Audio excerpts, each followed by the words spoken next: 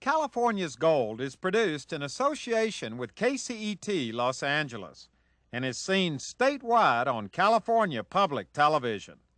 This series is endorsed by the California Teachers Association, the California School Boards Association, and the California Library Association.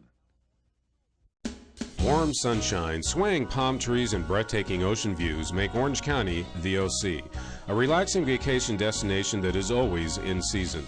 42 miles of inviting beaches are right next door to world-class shopping and internationally renowned art festivals. Close by are championship golf courses and two of California's famous attractions, the Disneyland Resort and Knott's Berry Farm. Log on to visittheoc.com today. Learn why in the OC, it's forever summer. In Huntington Beach, California, Surf City, USA, you can experience over 8 miles of beautiful, pristine, sandy beaches. Surf, bike, skate, and enjoy the historic pier. Visit Main Street's eclectic shops and restaurants. Explore natural wetlands, parks, and Huntington Harbor. Make Huntington Beach your vacation destination for surf, sand, sun, and fun. Huntington Beach is Surf City, USA, where it all began. Everybody loves a good mystery, and that's exactly what we're all getting ready to go on together as we go on a mystery tour in search of California's gold.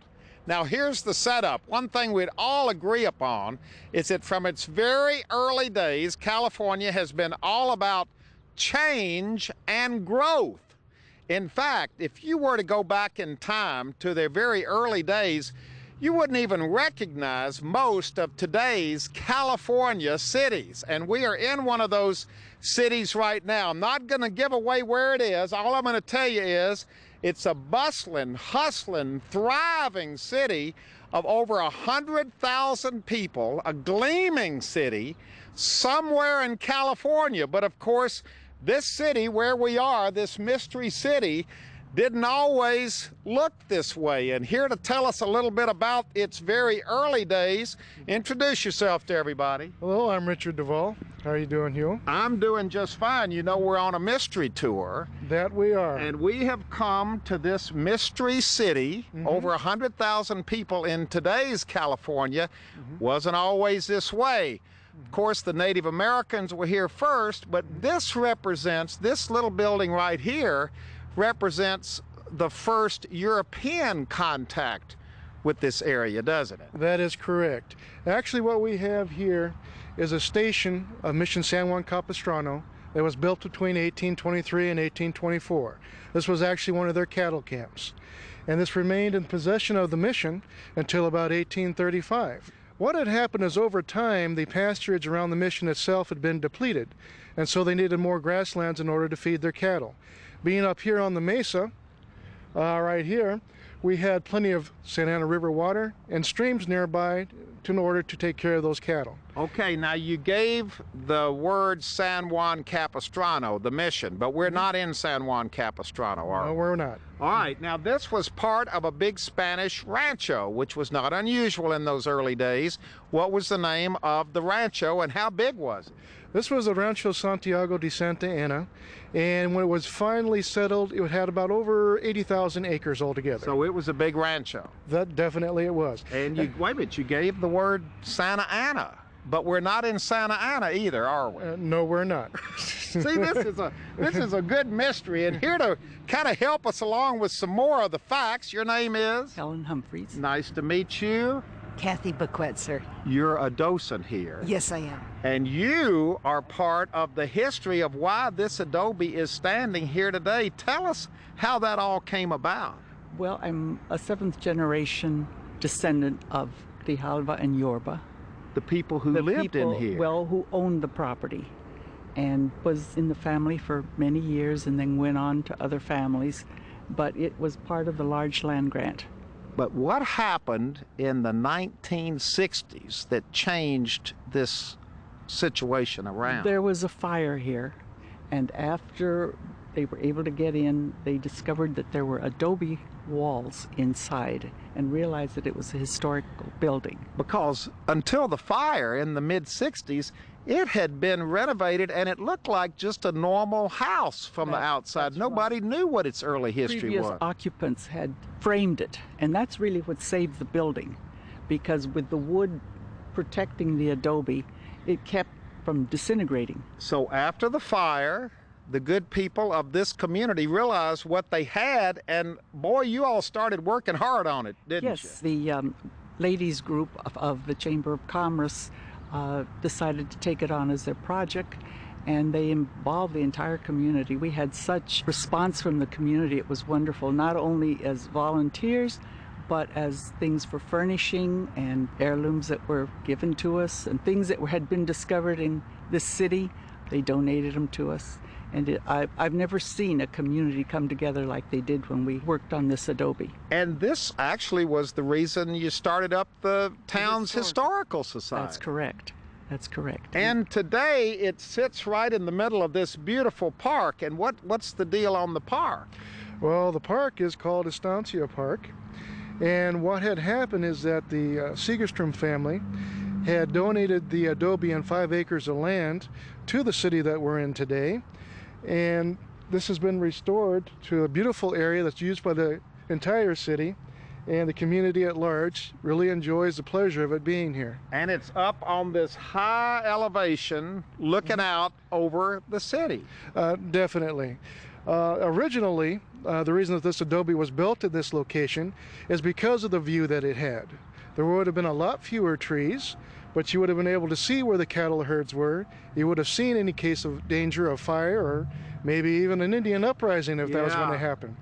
So this was a beautiful location for this adobe. So it's no accident that this adobe was built where it stands today back in the 1820s. This was high ground that gave them an opportunity to look out all around. That is correct. And it's part of a park today. Do you have a lot of people coming in wanting to look around? Well, the adobe itself is open on the 1st and 3rd Saturdays of the month from 12 until 4, and there is a docent there to give a tour. Well, it's a very interesting place, and it sure takes you back, doesn't it? It definitely does.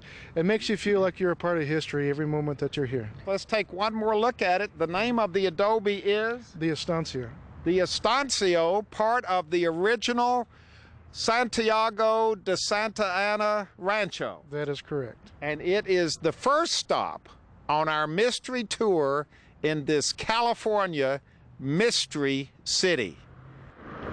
Well, from that early 1820s adobe, that historic adobe, we've now come, well, we got a sack of California lima beans here. Our mystery tour continues, and here to tell us about the next chapter of this community's history, introduce yourself to everybody. Hank Banyan. Okay, Hank, now you have brought us here to tell us about the agricultural history of this community, because from the early days, they grew stuff here, didn't they? They sure did, from truck farming until 1918 when lima beans began to take over this whole section of the community. Lima beans. Right. Now, why lima beans? Was it the soil? Was it the climate? What was it? It was the climate.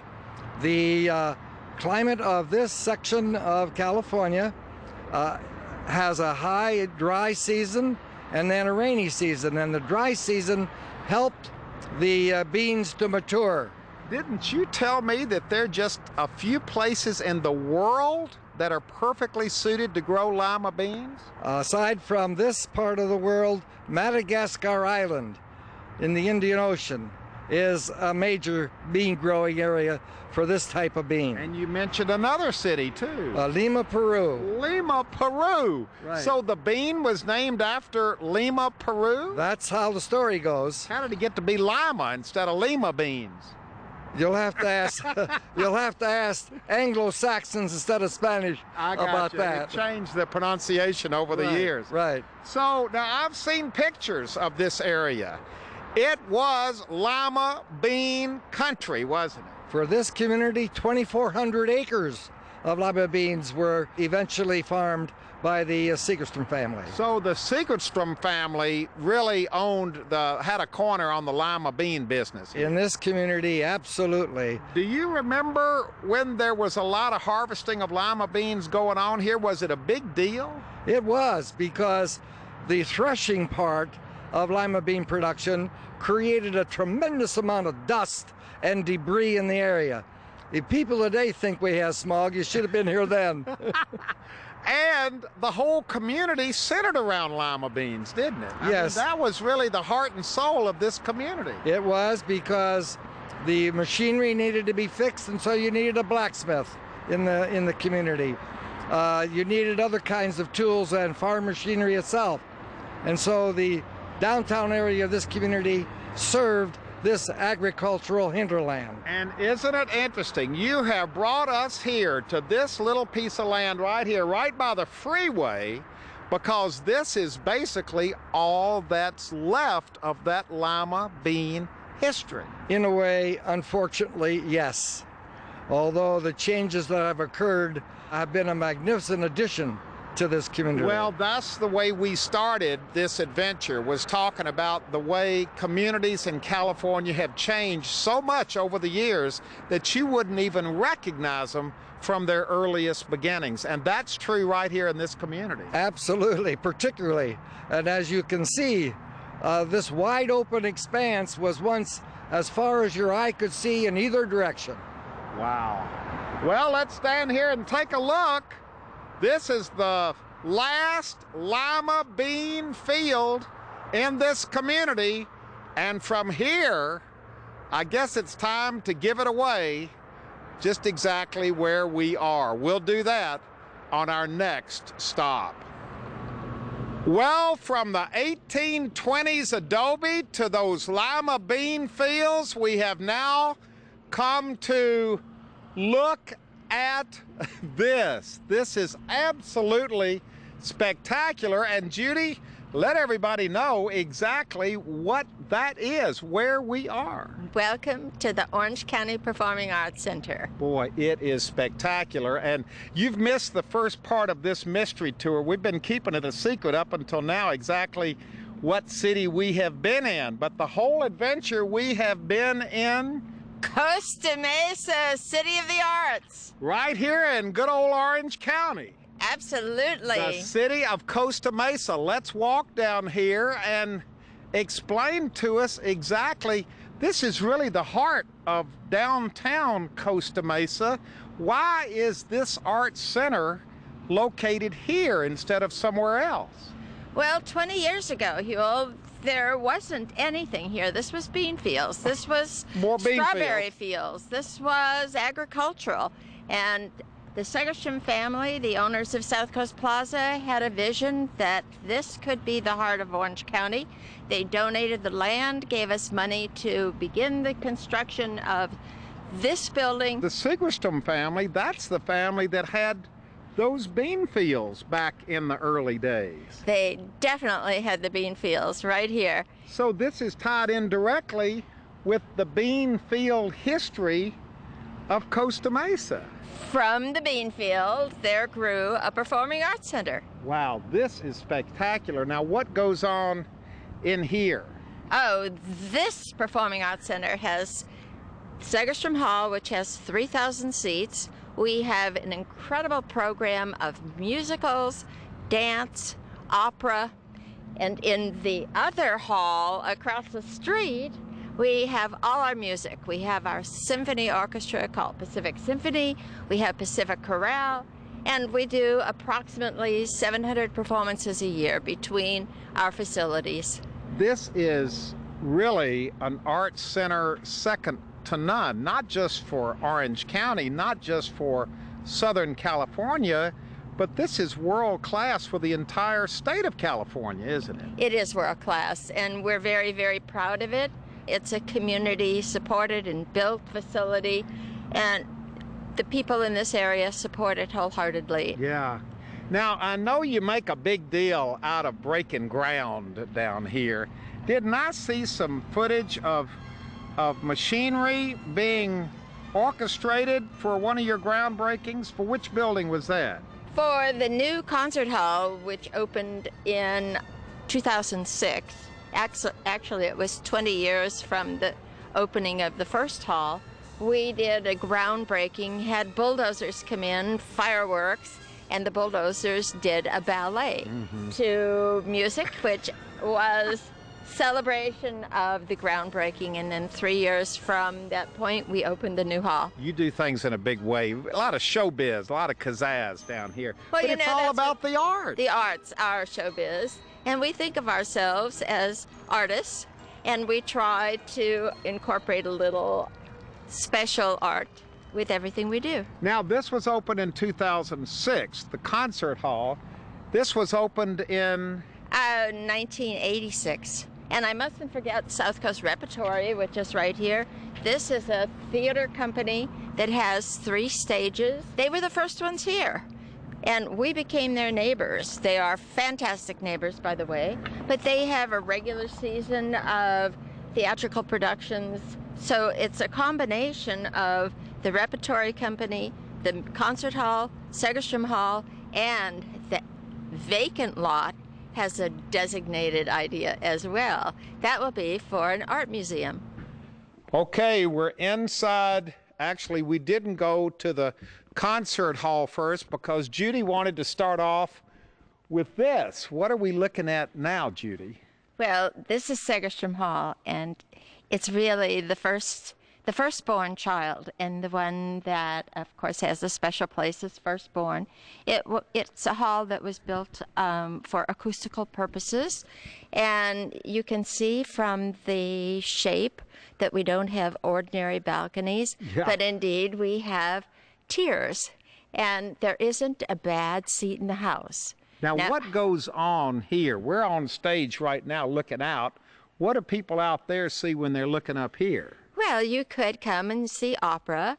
We have a giant backstage, and we have a very high stage house, so we can do the biggest operas in the world. We have an extraordinary dance series, bringing the best dance companies from around the world. We do maybe 7 or 8 Broadway touring musicals every year. It's a very busy season here. Where did all of this take place before this was here? Well, the community had a high school, Santa Ana High School, and many of the touring orchestras came to that high school, and they thought, we need something better than a high school auditorium, which is not to say it's not good, but they wanted a special place, which is the reason they coalesced around this idea and created Segerstrom Hall. Now I'm standing here with your name, sir? Sergei Danilian. Nice to meet you, sir. You have just taken us back into one of the rehearsal rooms where we've watched something truly amazing, a rehearsal for a dance production that will take place right here on this stage. Explain to us a little bit about what we just were so privileged to be able to see. We just opened the door to the studio where the artistic director of the Bolshoi Ballet, Mr. Alexei Rotmansky, creating new piece for co-production of the Orange County Performing Arts Center and Ardani Artist, that's my company, I own the company, and called the Beauty in Motion, Diana Vishneva. It's a completely new show dedicated to one of the great ballerinas of this present time. And this is a co-production with the Orange County Performing Arts Center, so this is really a wonderful collaboration, and you were telling me that this is a fantastic place to do something like this. Yeah, this is not the first time, actually. This is our second project we're producing here in Orange County, because it's not just a place, the environment, the whole atmosphere, everything, the people who are surrounding us here, really supporting to create something new in dance. And 2 years ago we did the Kings of the Dance with Performing Arts Center, and today we're working for this new show. So it's not just the buildings, it's the atmosphere, the creativity, the sense of appreciation of the arts, in this case of the dance, that is so special here in Costa Mesa. Absolutely. The people, most important probably, not just the building, because they're very professionals, they love dance, and the Experience Center has in 20 years producing the dance programs at the center. The center became one of the best places for dance companies. All major companies around the world performed here, and we're looking in Orange County? Yes, at the Orange County Performing Arts Center. Now we're in for the icing on the cake here. Now, Judy, I had no idea exactly what to expect, but this is overwhelming. This hall is overwhelming. It's breathtaking. It's beautiful. It's the Renee and Henry Segerstrom Concert Hall. This is the concert hall that opened up in 2006, and this really makes a statement that the arts in Orange County have arrived. Absolutely. We reached the point that we wanted to have a house built specifically for great music, and now we have it. Now, I've done a little bit of research. The acoustics are supposedly world class. That is what this hall is known for. They are almost perfect acoustics. So if you want to listen to music, come here and sit and just close your eyes and listen. Now we're on stage, and we have hooked up with Tom and with Lauren. Lauren, your position is? I'm the head audio engineer. Head audio and? Production carpenter. Let's talk about the audio first, because this place has gotten rave reviews. What is so special about the acoustics, about the sound in this concert hall? Well, this room has what we call adjustable acoustics. And it is also what's called has a coupled space. The areas that are outside of the room can actually be coupled to the space in the room by opening and closing doors. And adjustable acoustics, what are we talking about here? Are you going to demonstrate this for us? We're going to show you some moves, some doors moving and some travelers moving. All right, now this all takes place right over here. You've been waiting, you've been standing by with your computer ready to do what? We're going to open some doors and travelers for you today. And this is all computer driven? It's all touchscreen, computer driven. So are we ready to go? We are. So just press push that the button, and then what are we going to see? If you notice, those doors are opening. These travelers are going to retract. And the curtains are opening. And as they retract, the doors behind them are going to start to open. And so the doors, wait a minute. All these doors, because they're doors all out through the concert hall, all these doors open and close and adjust the acoustics inside the hall. Right, and it depends on what the program is as far as symphonic music. And there's a tone meister that sets the room acoustically for whatever program that they're doing, and then we will do that. And then on an amplified show, we try to dry the room up, and we deploy all our curtains or travelers so we can make the room a deader sound, so we can do the amplified sound. So what we're doing now is we just want to show you a few effects. On a symphonic show, there would not be travelers in the room, but these doors would open at various sides. Do they open and close during the performance? They're capable of doing that, but it's more of something you would do at an intermission, and that for a change of program. Because, see, I thought all these open doors here were just ways to get to the boxes.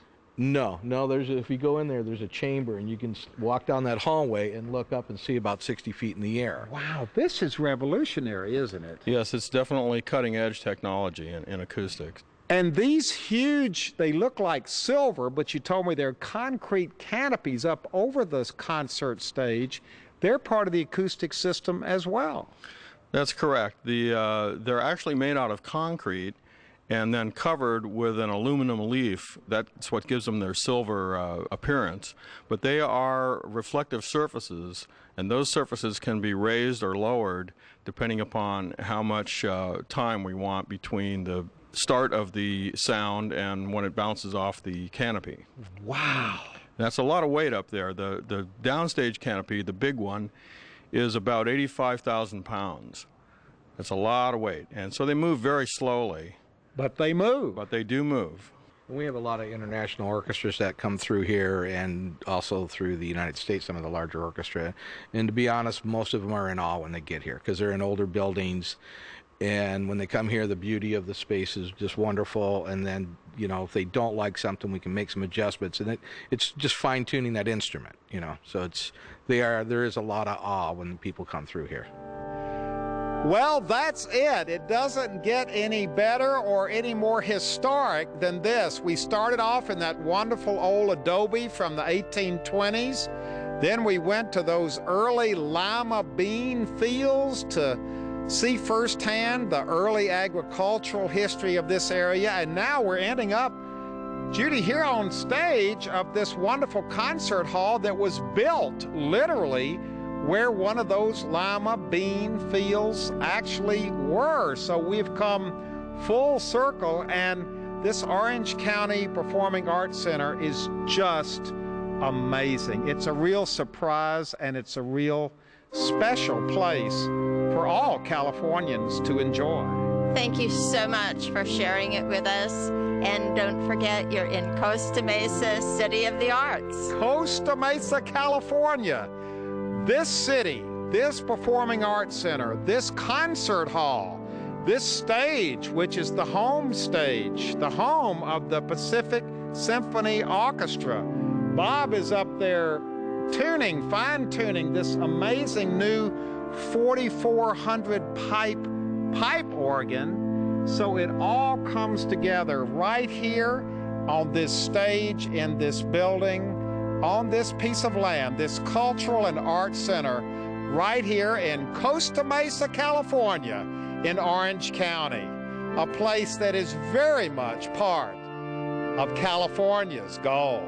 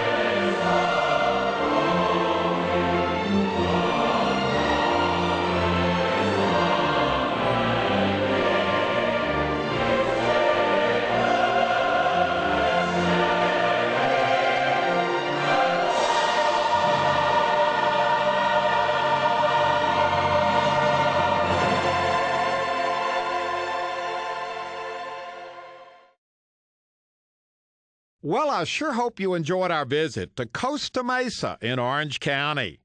This adventure is available on video cassette and on DVD. All you have to do is call 1-800-266-5727, and we'll be glad to send it to you right away.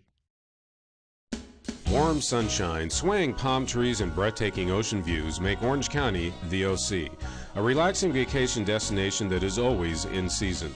42 miles of inviting beaches are right next door to world-class shopping and internationally renowned art festivals.